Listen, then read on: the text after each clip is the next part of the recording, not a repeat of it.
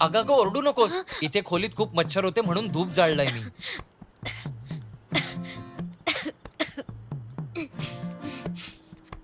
तुम्ही mosquito mat लावू शकत नाही का? माणसांसारखं मच्छरांमध्येही जीव असतो ना. जर त्या धुराने मच्छर मरू शकतात तर विचार कर आपली अवस्था कशी होईल. खरंच जिनियस आहात. मी तर याबद्दल विचारच केला बरं नव्हता. असू दे. यापुढे आपण दोघं याबद्दल एकत्र विचार करू. काय म्हणतेस? हम्म. हं?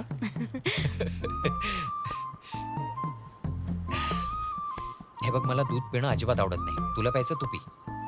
मलाही दूध प्यायला आवडत नाही, पण पिक्चर मध्ये दाखवतात म्हणून.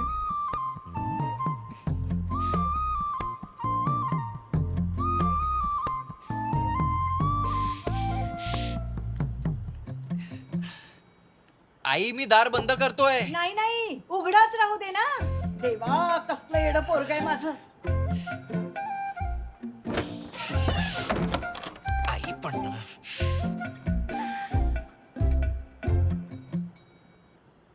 भाजीत मीठ जरा जास्त होतं. तूच केली होतीस ना?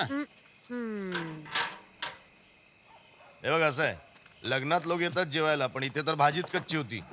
भाजी कच्ची असली तर जेवायची मजा येईल का? तूच सांग ना. अरे मला सोमनने सांगितलं तसंच मी जेवण बनवलं.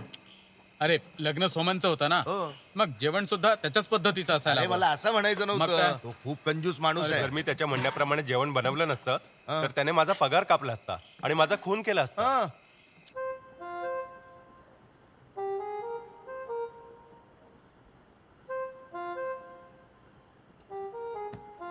हे बघ शालिनी, असं म्हटलं जातं की स्त्री पुरुष समान आहेत.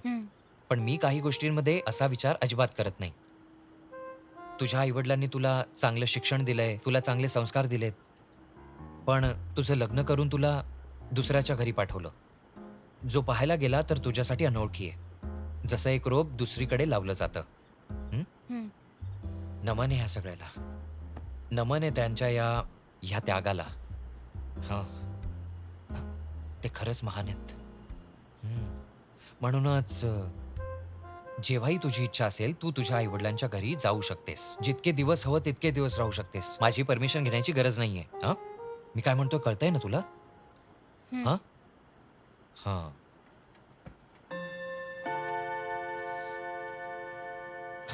आता आपण झोपूया.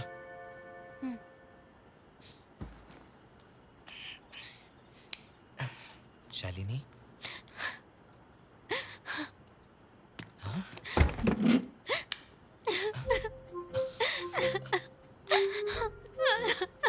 काय झालं? मला आत्ताच माझ्या घरी जायचंय. माझ्या आई वडिलांना भेटायचंय.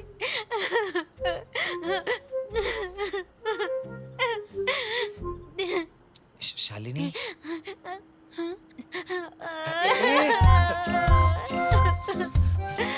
तू घरी जाऊ शकतेस. शालिनी, तू घरी जाऊ शकतेस. मला काही प्रॉब्लेम नाहीये. सोमन, सुनबाई काय करते? रस्ता खूप कठीण आहे पण माझी रेल्वे धावते धडधड. रस्ता खूप कठीण आहे पण माझी रेल्वे धावते धडधड धडधड. मस्त मस्त. माझ्या मनात एक प्रश्न आहे, हे असे कधीपर्यंत राहतील? काय म्हणायचं तुला? मला असं म्हणायचंय की मला या गोष्टीची काळजी आहे की हे दोघे संसाराचा आकडा किती दिवस चालवतील? अरे मूर्ख माणसा, सांग ना मला. अरे ज्याच्या घरात बसून पितोयस ना त्याच्याच बद्दल वाईट बोलतोयस मूर्ख. ए, गप. हा? हा आवाज माझ्याच गाडीचा आहे ना? हो. तू पण ऐकला ना? ऐकलं ना? आईला कोणतरी माझी गाडी चोरते. चोर कोणता? थांब जरा.